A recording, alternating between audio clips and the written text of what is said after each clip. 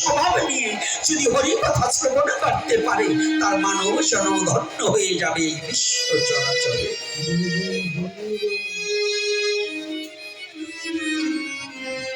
হবেই হবে, বিন্দু মাত্র তার কোনো নির্ভুল নয়।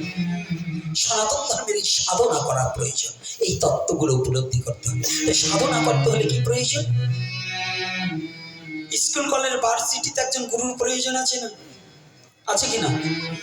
যারা না এই মৎস্যজীবী, যারা মাছের চাষ করে, আচ্ছা মাছের চাষেও তো একজন গুরুর প্রয়োজন আছে কি না? কিভাবে মাছ চাষ করবেন যদি একজনের কাছে না জিজ্ঞাসা করেন, করতে পারবেন? পোনা ছেড়ে দেবেন, মরে পরিষ্কার হয়ে যাবে, লজ্জা। তদ্রূপ কৃষ্ণ ভজনের একজন গুরু করার প্রয়োজন। সে গুরুটা অবশ্যই হতে হবে আত্মচৈতন্য অনুশীলনকারী। আজকাল আমাদের গুরুর ছেলে গুরু এগুলো নয়। গুরুর ছেলে গুরু হতে পারবে না তাও নয়, তবে তারও দাসত্ব স্বীকার করে নিতে হবে। আগে দাসত্ব স্বীকার না করে গুরুত্ব হওয়া যাবে না, আগে দাসত্ব পরে গুরুত্ব। কম্পাউন্ডার না হয়ে যেমন ডাক্তার হওয়া যায় না, নাকি যায় বাবা? তদ্রূপ আগে নিজে দাস সেজে তারপরে ওখানে যেতে হবে। এমন করে আমাদের জগতের মাঝে আত্মতত্ত্ব উপলব্ধি করতে হলে একজন সৎ মানুষের সঙ্গে গিয়ে, তার সহচর্যে গিয়ে, তার চরণের দাস হয়ে ভজন করিতে করিতে আত্মার মাঝে সেই কথাটা উপলব্ধি হবে। উপলব্ধির বিষয়টা কাউকে দেখানো যায়, আর কৃষ্ণ ভজন কাউকে দেখানো যায় না, নিজে দেখা যায়। ব্যথা লেগেছে, ব্যথাটা কেমন এটা যেমন কাউকে দেখানো যায় না, লেগেছে এটা বোঝা যায়। কি বাবা, ব্যথাটা কাউকে দেখানো যায়, ক্ষত স্থানটা দেখানো যায়, কিন্তু ব্যথাটা কেমন এটা দেখানো যায়। তাহলে কৃষ্ণ ভজনে যারা করে, সে সনাতন ধর্ম বুঝতে হলে আগে ভজনানন্দী দেশে পৌঁছাবে। ভজন না করলে তুমি ওটাকে উপলব্ধি করতে পারবে না। বলো না গো রাধে রাধে।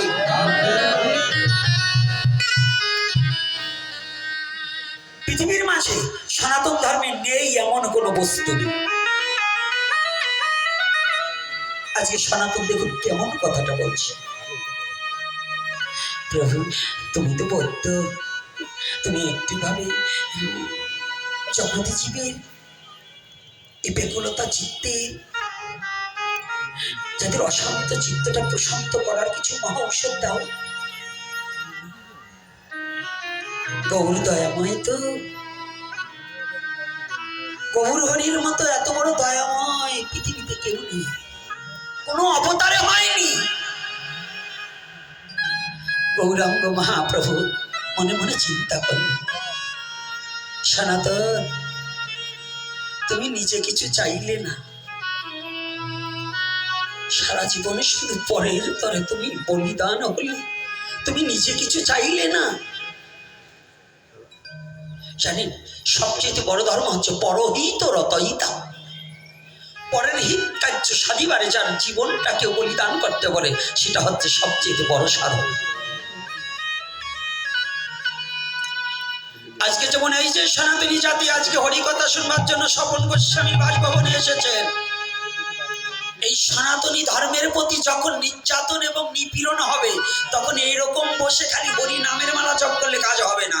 যার যা আছে তাই নিয়ে রাস্তায় বেরিয়ে যেতে হবে নিজের স্বধর্মকে রক্ষা করার জন্য। খালি করতাল বাজিয়ে পরের বাড়ির চাল ডাল নষ্ট করলে কিন্তু হবে না।